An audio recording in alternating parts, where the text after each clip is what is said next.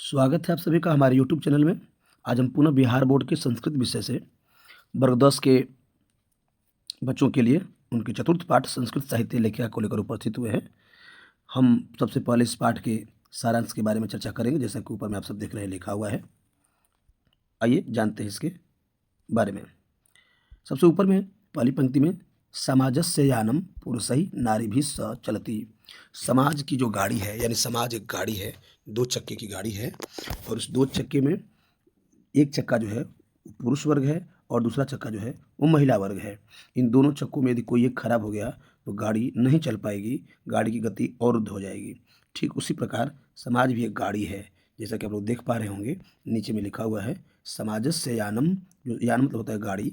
जो समाज रूपी जो गाड़ी है वो पुरुष ही नारी भी स चलती, यानी पुरुष और नारी दोनों के मिलने से चलती है। साहित्य भी उभयो समानम महत्वम।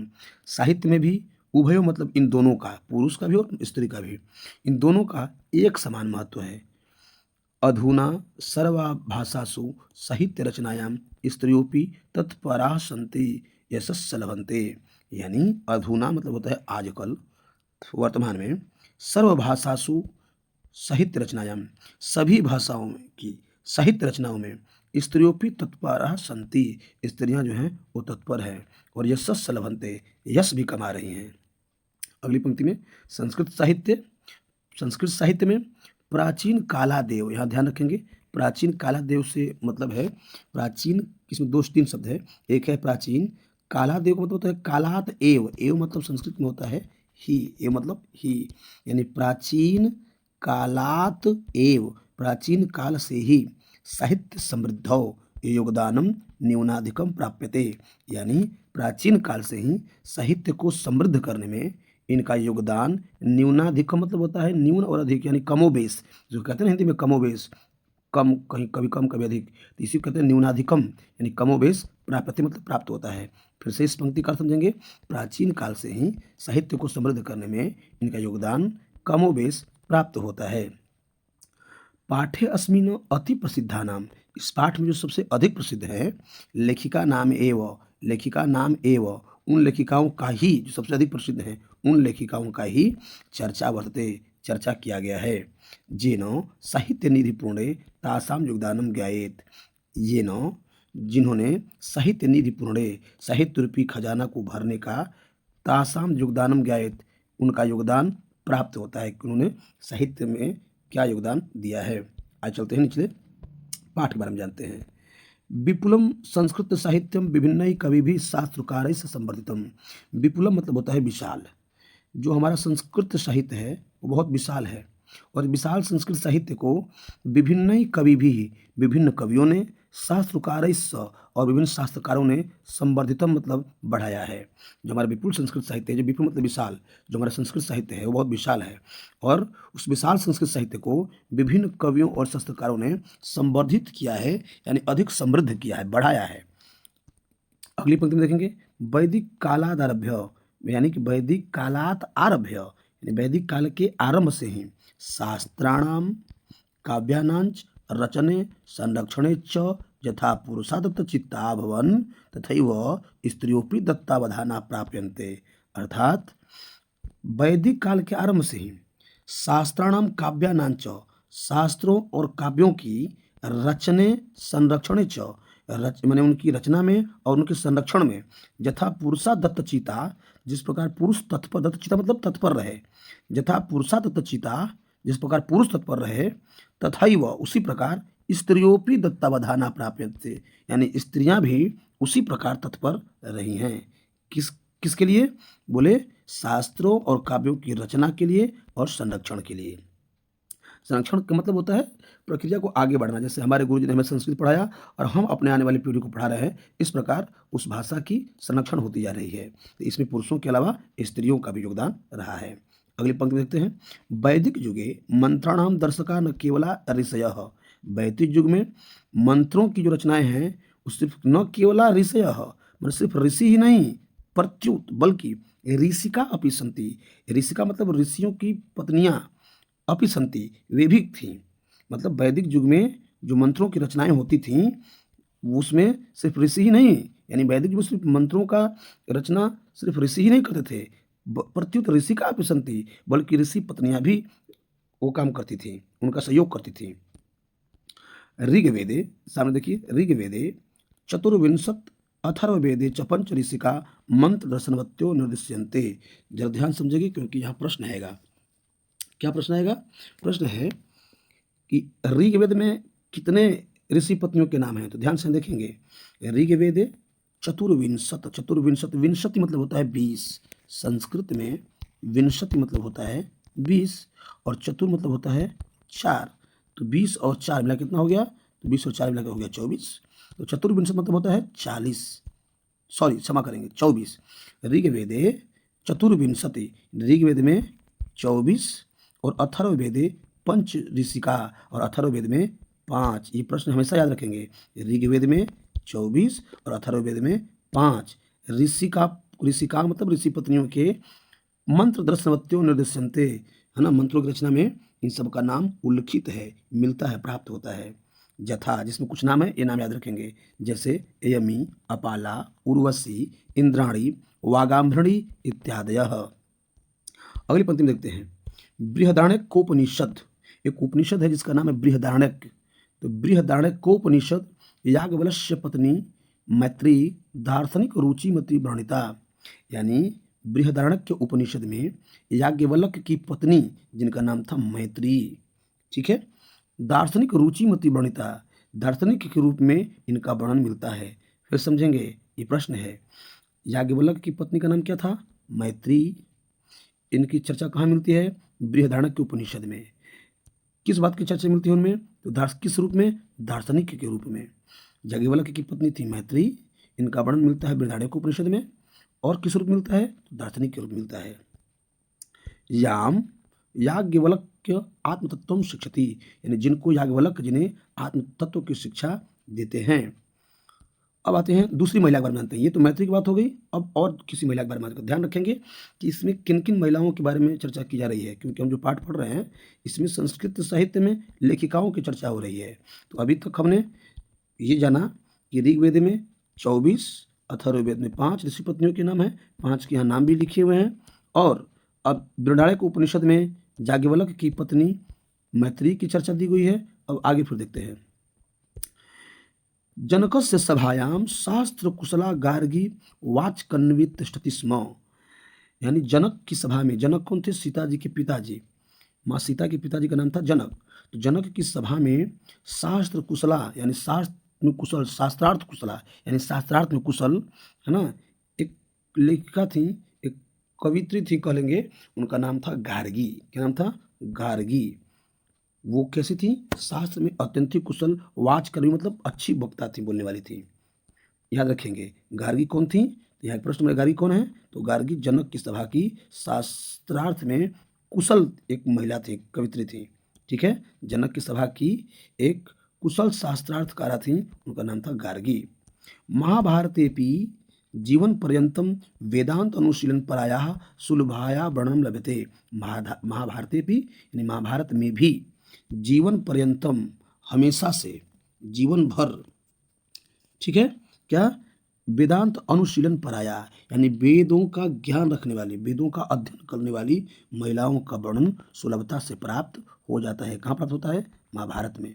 महाभारत में क्या प्राप्त होता है? यानी कुछ ऐसी महिलाएं थे जो जीवन पर्यंत तक उन्हें वेद का अध्ययन किया, वेदों का ज्ञान रखा। अगली पंक्ति देखते हैं। लौकिक संस्कृत साहित्ये प्रायेण ४४ कवितॄणां सार्धशतं पद्यानि स्फुटरूपेण इतस्ततो लभ्यन्ते। लौकिक संस्कृत साहित्य, यानी लौकिक संस्कृत साहित्य में प्रायेण लगभग ४४, ४४ मतलब होता है संस्कृत में, ४४ का अर्थ होता है हिंदी में 40, संस्कृत में ४४, हिंदी में होता है 40। तो कह रहा है कि लौकिक संस्कृत साहित्य में भी प्रायेण लगभग ४४ कवितॄणां, यानी 40 कवित्रियों का सार्धशतम, यहाँ ध्यान समझेंगे, शतम मतलब होता है 100, और फिर कह रहा है कि 100 अर्ध, उसका आधा, तो 100 का आधा कितना हो गया? 50, तो 100 और 50 में कितना हो गया? 150, यानी 150। तो कह रहा है कि सार्धशतम पद्यानि, यानी 150 पद, स्फुट रूपेण स्पष्ट रूप से इतस्ततो यहाँ तहाँ से, लभंते मतलब प्राप्त होता है। फिर से इस पंक्ति का अर्थ समझते हैं। लौकिक संस्कृत साहित्य में लगभग 40 कवित्रियों के 150 पद यत्र तत्र से यानी यहाँ तहाँ से प्राप्त हो जाते हैं। अगला तासु, जिनमें से 39 में से एक हैं तासु, जिनमें से विजयांका प्रथम कल्पा वर्तते। जो विजयांका हैं वो विजयांका का प्रथम कल्प जो है वो वर्तमान में माने विद्यमान है, प्राप्त होता है। 39 में से विजयांका का प्रथम कल्प विद्यमान है। सा च और वह श्याम वर्णा सदीति, वो श्याम वर्ण की थी, सावनी थी। यहाँ ध्यान समझेंगे, प्रश्न बनेगा। साच श्याम वर्णा सदीति, वह श्याम वर्ण की थी। कौन? विजयांका। पद्यानीन स्फुट भवति, वो इस पद से प्राप्त होता है। अब आगे देखते हैं इस पद में क्या है, इसके बारे में जानेंगे। पद में लिखा है नीलोत्पल दल श्यामाम विजयांकाम जानता, नीलोत्पल दल श्यामाम। इसमें 3 शब्द है, एक है नील, दूसरा है उत्पल और तीसरा है दल। नील मतलब नीला, उत्पल मतलब कमल और दल मतलब होता है पत्ता।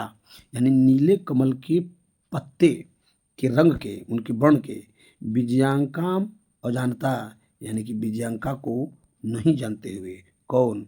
बोले दंडी ना। दंडी जो थे ना एक महाकवि थे। दंडी जो थे कौन थे? एक संस्कृत का साहित्य के महान कवि थे, उनका नाम था दंडी। तो दंडी ने माँ सरस्वती, समझेंगे यहाँ ध्यान से, सरस्वती को सर्व शुक्ला सरस्वती, सरस्वती को सर्व शुक्ला कहा। किसने कहा? दंडी ने। दंडी ने सरस्वती को सर्व शुक्ला क्यों कहा? शुक्ला, शुक्ल मतलब होता है उजला, सफ़ेद। और सर्व शुक्ला मतलब होता है जो हर तरह से उजला हो, हर तरह से सफ़ेद हो। शुक्ला मतलब होता है स्वच्छ भी। तो क्यों स्वच्छ कहा दंडी ने? इसलिए कहा कि सरस्वती जो हैं उनका वर्ण कैसा है? तो उजला है। वो उजले रंग के हंस पर सवारी करती हैं। उनकी जो वीणा का रंग है वो उजला है।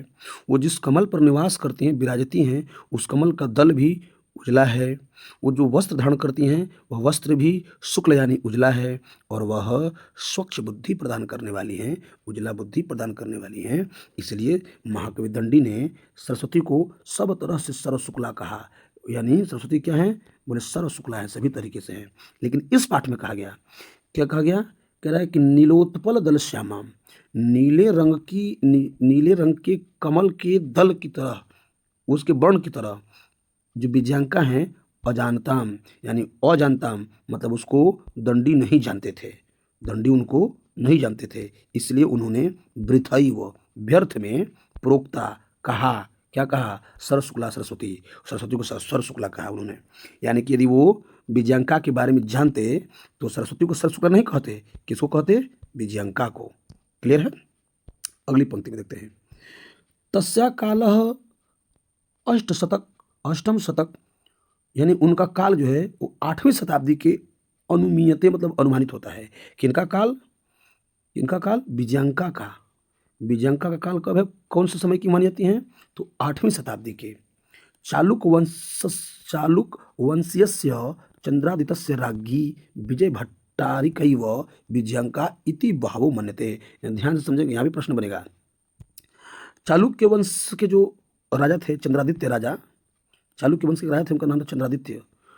उन्हीं की रानी, उनकी रानी थी, उनका नाम था विजय भट्टारिका। फिर से समझेंगे, चालुक्य वंश के राजा जिनका नाम चंद्रादित्य था, उनकी रानी का नाम था विजय भट्टारिका। तो ऐसा पता चलता है कि विजय भट्टारिका एव मतलब मैंने बताया पहले ही मैंने विजय भट्टारिका ही विजयांका इति बहवो मन्यते, विजयांका थी ऐसा लोग मानते हैं, बहुत लोग मानते हैं। यानी कि चालुक्य वंश के राजा चंद्रादित्य की रानी ही जिनका नाम विजय भट्टारिका था वही विजयांका थी, ऐसा माना जाता है। किंच शीला भट्टारिका, कुछ और भी लेखिकाएँ जैसे शीला भट्टारिका, देवकुमारिका, रामभद्राम्बा प्रभृतयो दक्षिण भारतीय संस्कृत लेखिका स्वफुट पद्य प्रसिद्धा है। यानी सभी दक्षिण भारत की लेखिकाएँ हैं। इनका नाम रखेंगे शीला भट्टारिका, देवकुमारिका, रामभद्राम्बा आदि। इन सभी संस्कृत लेखिकाओं की कविताएं भी प्रसिद्ध हैं। अब अगली पंक्ति देखते हैं। विजयनगर राजस्य नरेशाः, विजयनगर के जो नरेश थे यानी जो राजा थे, संस्कृत भाषा संरक्षणाय, संस्कृत भाषा की रक्षा के लिए कृत प्रयासा, जो उन्होंने प्रयास किया, आसन्नित विदितमेव, विदित मतलब होता है ज्ञान, ज्ञात होना, वो सबको पता ही है। यानी विजयनगर के राजा जो थे वो संस्कृत भाषा की रक्षा के लिए उन्होंने बहुत प्रयास किया था। ठीक है। तेसाम अंतःपुरेपि, उनके अंतःपुर में भी यानी उनके राज्य में भी संस्कृत रचना कुशला, संस्कृत के कुशल रचनाकार हुए। जो यानी कि जो विजयनगर के राजा थे उनके राज्य में भी विभिन्न प्रकार के संस्कृत रचनाकार राजा हुए, कुशल हुए। ठीक है। अब उनके कुछ नाम हैं, जैसे कंपन रायस्य, कंपन राय की रागी रानी, उनका नाम था गंगा देवी। क्या नाम था? गंगा देवी। उन्होंने मधुरा विजयम इति महाकाव्यम स्वस्वामिनो विजय घटनामसीत्या रचयत। यानी कि 16वीं शताब्दी में लगभग, सॉरी क्षमा करिएगा, 14वीं शताब्दी में, चतुर्दश शतकम यानी 14वीं शताब्दी में एक राजा थे जिनका नाम था कंपन राय, और कंपन राय की रानी थी, उनका नाम था गंगा देवी। और गंगा देवी ने मधुरा विजयम नाम के महाकाव्य की रचना अपने स्वामी विजयघट के आश्रय में रहकर की।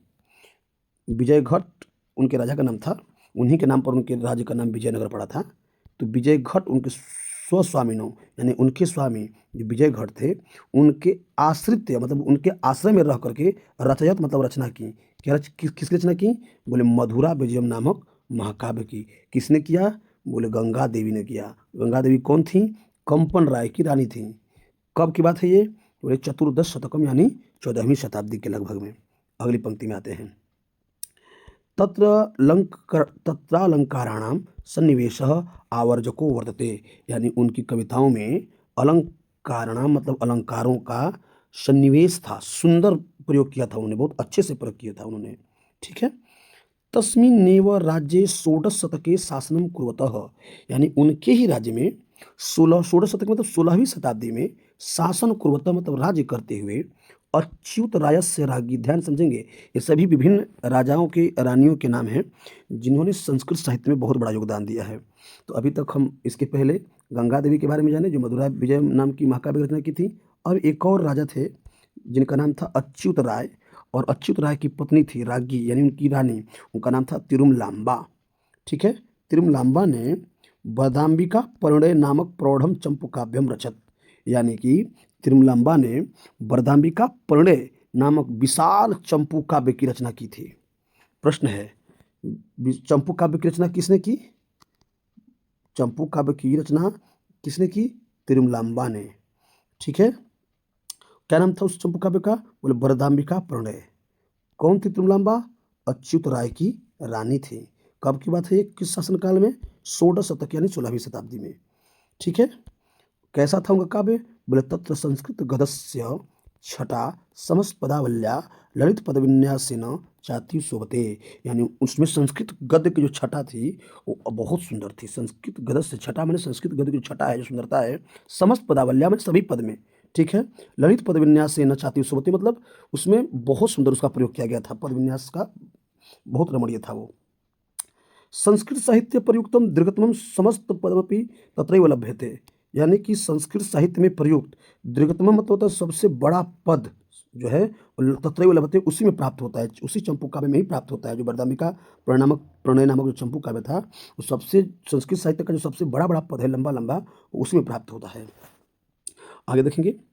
आधुनिक काले संस्कृत लेखिकासु पंडिता क्षमा राव। यहाँ एकदम याद रखेंगे, इसमें से एकदम 100% प्रश्न आएंगे, याद रखिएगा आप। आधुनिक काल में आज के समय में, वर्तमान काल में, इस समय में संस्कृत लेखिकासु जितने भी संस्कृत लेखिकाएं हैं उनमें से पंडिता क्षमा राव, पंडित क्षमा राव नामधेया नाम की विदुषी अति प्रसिद्धा, बहुत प्रसिद्ध है। यानी वर्तमान समय में जितने भी संस्कृत साहित्य लेखिका हैं उनमें क्षमा राव नाम की विदुषी बहुत प्रसिद्ध हैं। क्यों प्रसिद्ध हैं? बोले तया स्वपितुः, उन्होंने अपने पिता शंकर पांडुरंग पंडितस्य, उनके पिता का नाम था शंकर पांडुरंग। ठीक है। तो उन्होंने अपने पिता शंकर पांडुरंग की महतो विदुषो यानी महान विद्वता जीवन चरितम, महान विद्वता से प्रभावित होकर के महान विद्वता पर तथा उनके जीवन चरित्र पर शंकर चरितम क्षमा करेंगे, शंकर चरितम इति रचितम की रचना की उन्होंने। फिर से इस पंक्ति को समझेंगे हम लोग कि यानी कि एक लेखिका थी जिनका नाम था पंडित क्षमा राव। वो 1890 से लेकर 1953 के बीच की हैं, ठीक है ना। तो पंडित क्षमा राव ने क्या किया, बोले उन्होंने अपने पिता शंकर पांडुरंग की विद्वता पर और उनके जीवन चरित्र पर उन्होंने एक रचना की, उनका नाम था शंकर चरितम, ठीक है।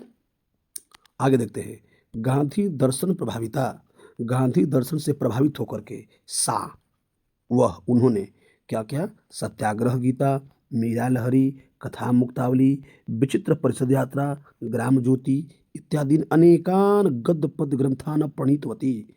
यानी कि उन्होंने गांधी दर्शन से प्रभावित होकर के क्या क्या लिखा था, ये प्रश्न आएगा, ध्यान समझिएगा।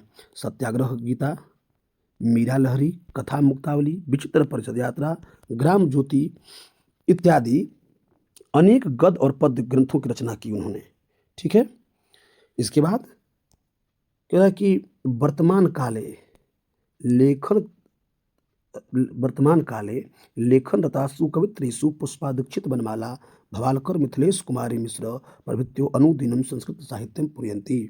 यानी वर्तमान में लेखन रतासु मतलब लेखन कार्य में एकदम लीन, कवित्रेषु विभिन्न कवियों में, कुछ कवित्रियों का नाम दिए हैं, जरा ध्यान रखेंगे कौन कौन, पुष्पादीक्षित, बनमाला, भवालकर, मिथिलेश कुमारी मिश्र आदि, प्रभृत्यो अनुदिनम यानी दिनों दिन संस्कृत साहित्यम पुरयन्ति यानी संस्कृत साहित्य को पूरा करते हैं, ठीक है। वीडियो कैसा लगा आप लोग हमें कमेंट करके जरूर बताएंगे। किसी प्रकार की समस्या होने पर भी कमेंट जरूर करेंगे। यदि आप पहली बार हमारे चैनल को देख रहे हैं तो सब्सक्राइब करेंगे ताकि और भी नए नए वीडियो आपके पाठ संबंधित आप तक आसानी से पहुंच सके।